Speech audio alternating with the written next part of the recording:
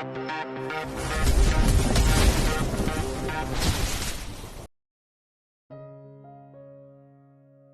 101.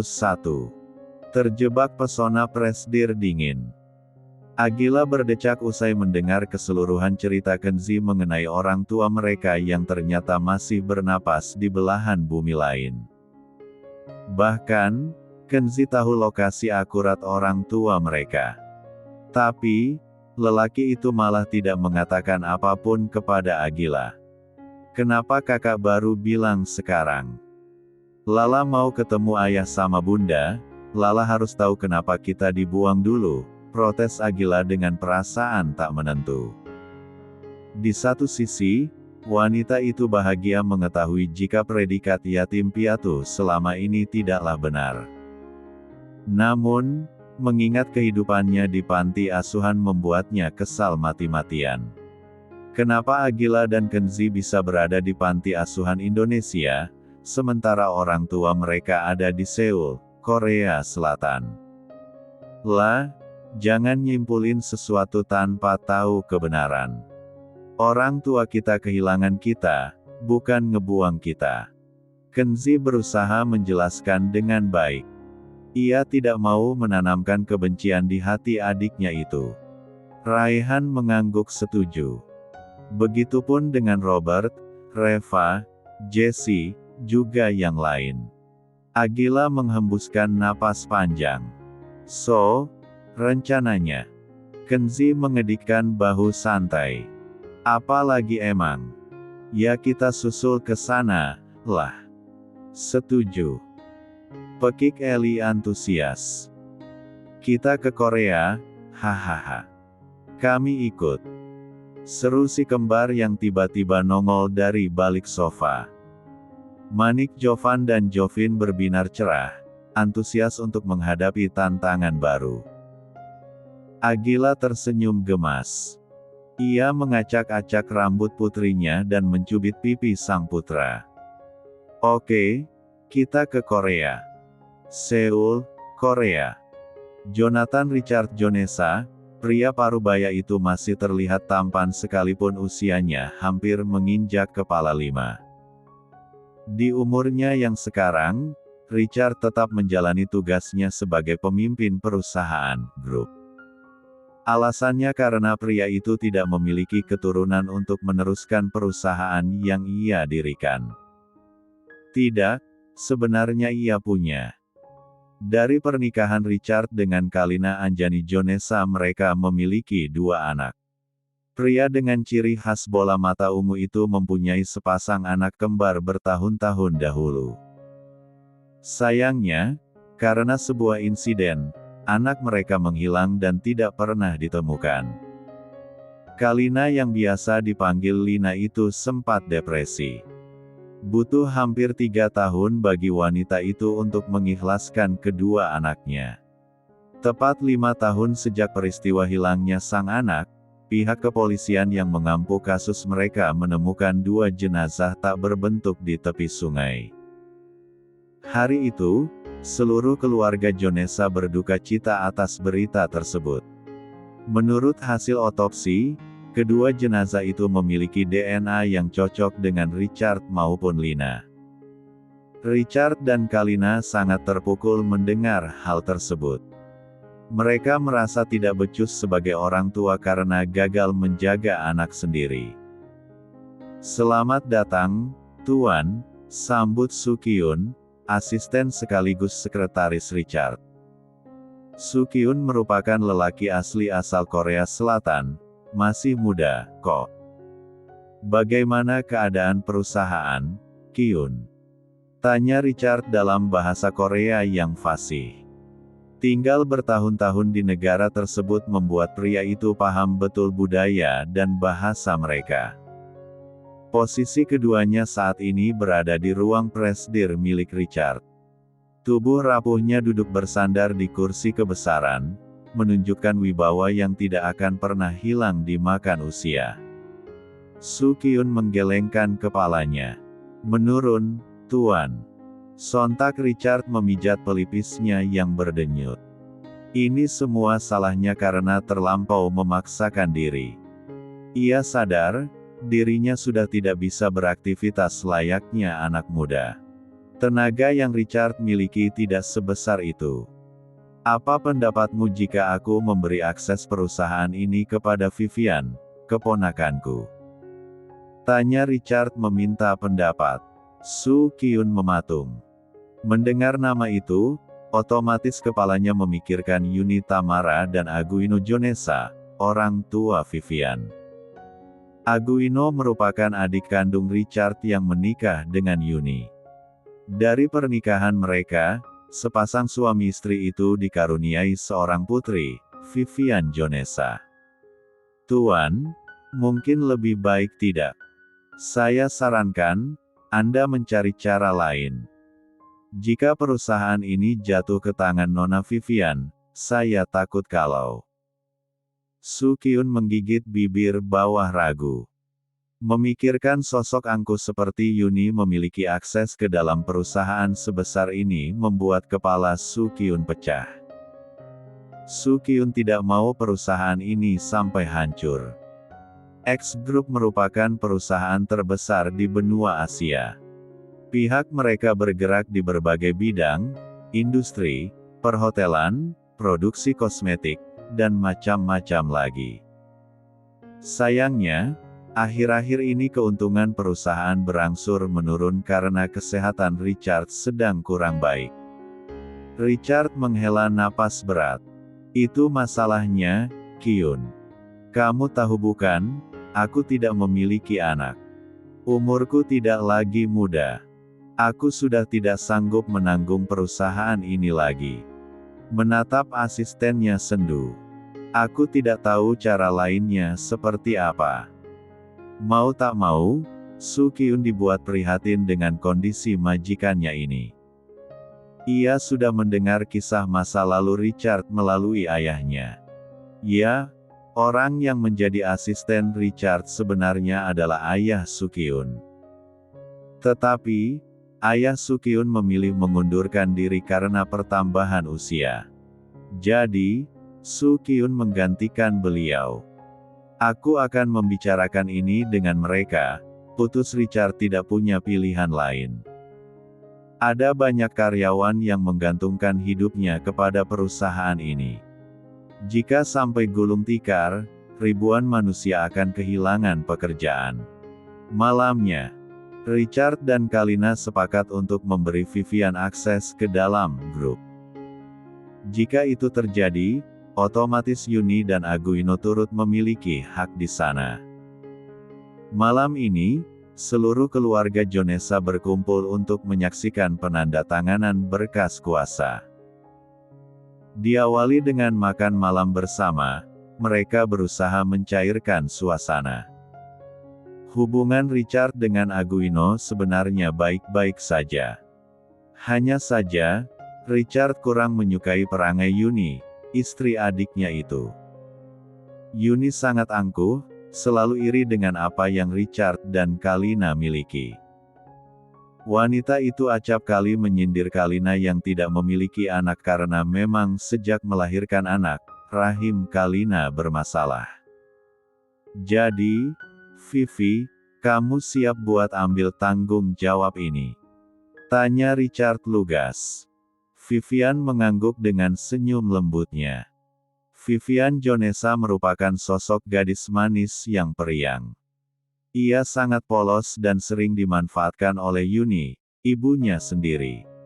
Kalau begitu, tanda tangan di sini, sayang, pinta Kalina menunjuk ke atas materai. Vivian menoleh ke arah mamanya yang mengangguk senang. Gadis berusia 25 tahun itu menurut, membubuhkan tanda tangannya di atas materai.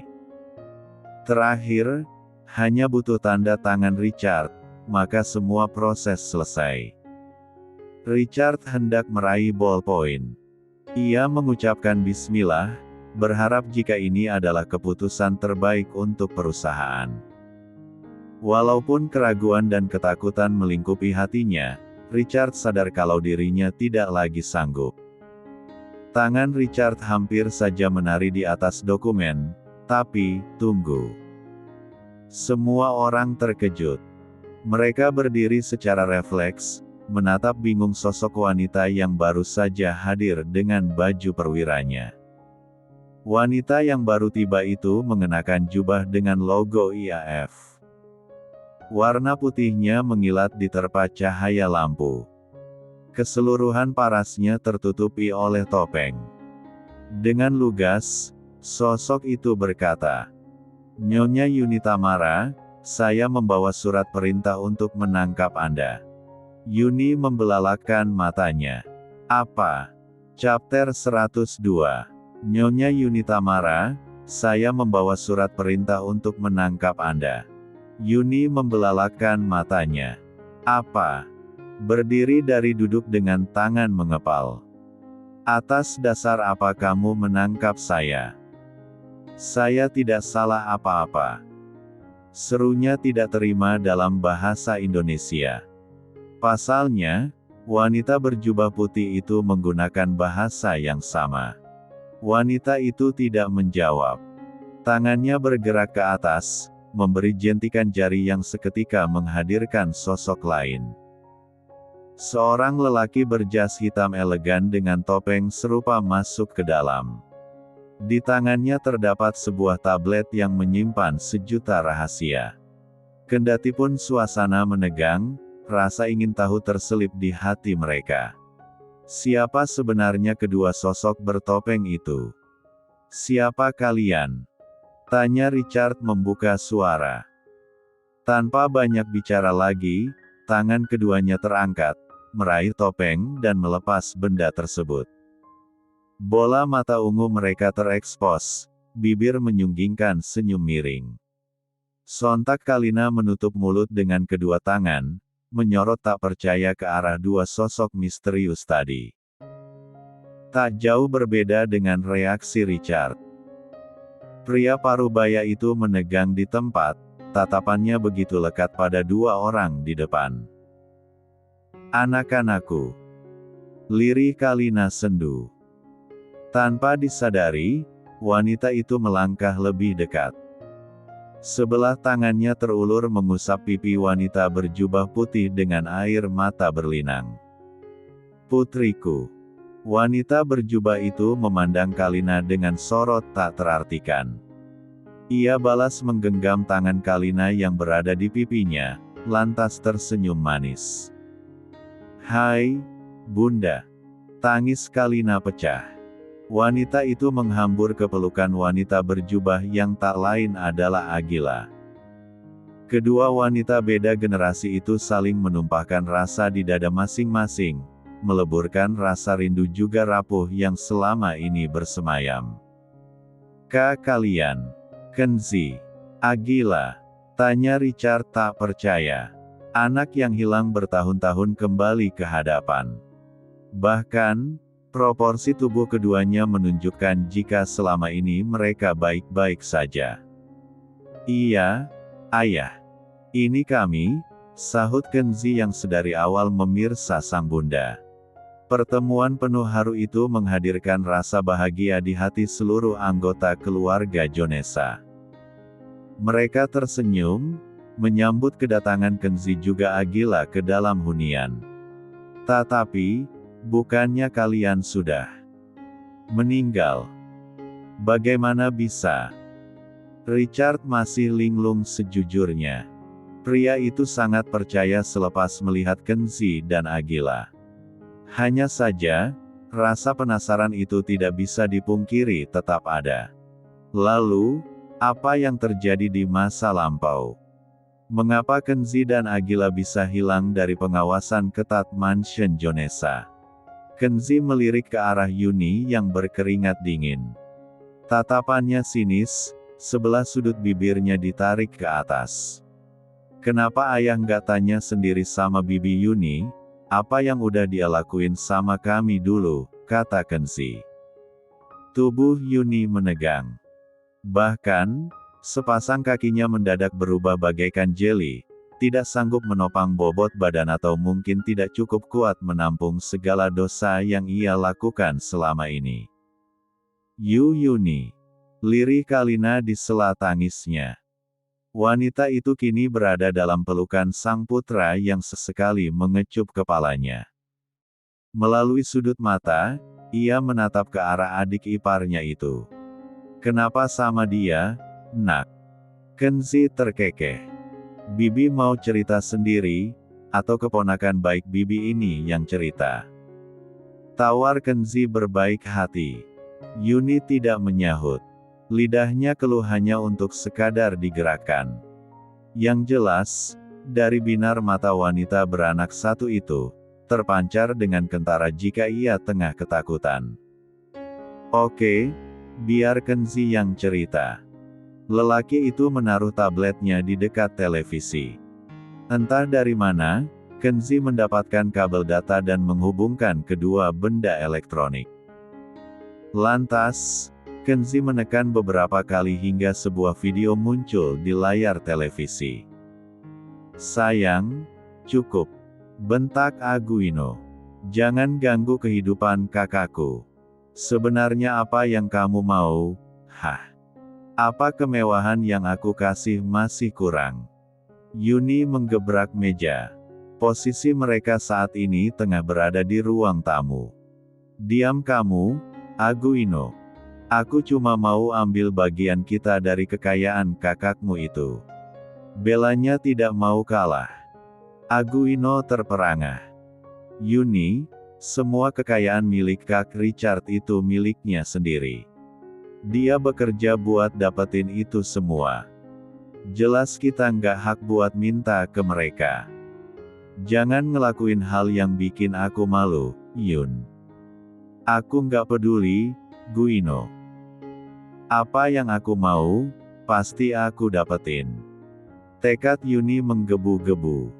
Wanita itu berlari keluar, tidak mengindahkan panggilan Aguino. Wah, bibi kita ternyata nggak punya urat malu, ya. Ejek Agila dengan senyum sinis. Udah dikasih tahu suami, malah ngelunjak. Yuni mengepalkan tangan, menyalurkan kekesalan yang menyelimuti hati. Sementara Aguino menunduk dalam, merasa bersalah karena gagal menuntun sang istri ke jalan yang benar. Sedangkan Vivian tidak tahu apa-apa. Gadis polos itu memandang kedua orang tuanya bergantian. Oke, kita lanjut ke rekaman selanjutnya, ujar Kenzi menekan tombol play video lain. Kasih racun ini ke makanan Richard sama Lina, paham? Titah Yuni dengan seringaian jahat. Pelayan yang diminta mengangguk patuh. Sepeninggalan sang pelayan, Yuni tertawa bengis dengan suara tertahan. Ia tidak mau jika sampai ada pihak lain yang mendengar kata-katanya. Setelah kalian mati, harta Kak Richard akan berpindah ke suamiku. Otomatis aku juga akan menikmati itu semua. Usai memastikan tidak ada yang mendengar, Yuni pergi dengan hati riang. Tanpa diketahui oleh wanita tersebut, Kenzi nampak keluar dari kolong meja. Lelaki kecil berusia 4 tahun itu menatap sang bibi tajam. Kenzi tidak mengatakan apapun.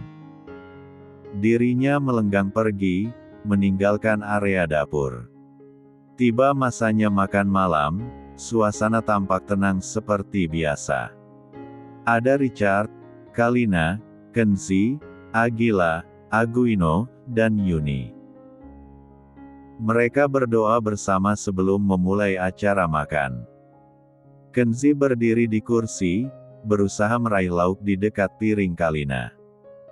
Dengan sigap, Kalina mengambilkan lauk tersebut untuk putra kesayangan. Sayangnya, ketika Kenzi hendak duduk, tanpa sengaja lelaki kecil itu menyenggol gelas air hingga isinya tumpah ke piring Kalina. Kenzi memekik kaget. Bunda, maaf.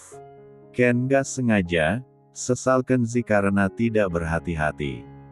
Kenzi ingin meraih tisu, namun lelaki kecil itu malah menginjak taplak meja hingga seisi gelas berserakan. Sontak Kenzi menangis, takut dimarahi oleh orang tuanya.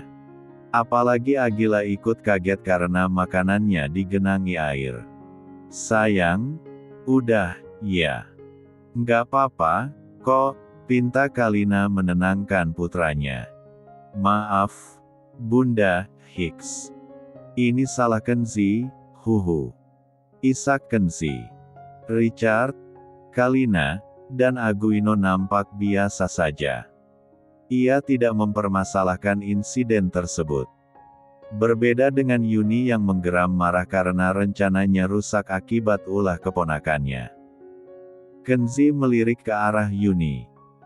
Diam-diam ia tersenyum miring. Wow, ada yang berniat jahat, nih, ledek Kenzi. Seluruh pasang mata yang ada beralih menatap Yuni. Mereka semua menyorot dengan hunusan tajam. Termasuk Aguino, suami Yuni sendiri. Next aja, Kak. Biar sekalian, celetuk Agila yang sudah duduk di sofa dengan gaya elegan. Buk, buk. Yuni memukul Kenzi dan Agila hingga pingsan. Padahal, kedua bocah itu tengah bermain. Wanita itu menggendong keponakannya dan diserahkan kepada dua orang berpakaian serba hitam. Buang atau bunuh mereka. Anak ini selalu menggagalkan rencanaku, gerutu Yuni sebal. Kami harus membuangnya kemana, Nyonya? Tanya salah satu pria. Yuni mengibaskan tangan. Aku tidak peduli. Yang penting, dia jauh dariku, paham? Paham, Nyonya. Hanya sebuah video singkat. Namun, sukses menyusun setiap kepingan puzzle hingga tertata sempurna. Kunci atas semua jawaban yang ada, Yunilah pelaku penculikan Kenzi dan Agila. Pantas saja, Kalina merasa aneh. Pengawasan dan keamanan mansion mereka sangat ketat. Bahkan, siapapun tamu yang hadir pasti akan melewati beberapa prosedur. Namun, jika pelaku berasal dari keluarga sendiri, tentu saja itu akan mempermudah sistem. Yuni, jadi selama ini, kamu. Hahaha. Yuni tiba-tiba tertawa jahat. Ya, aku pelakunya. Aku yang ngebuang mereka di Indonesia dulu.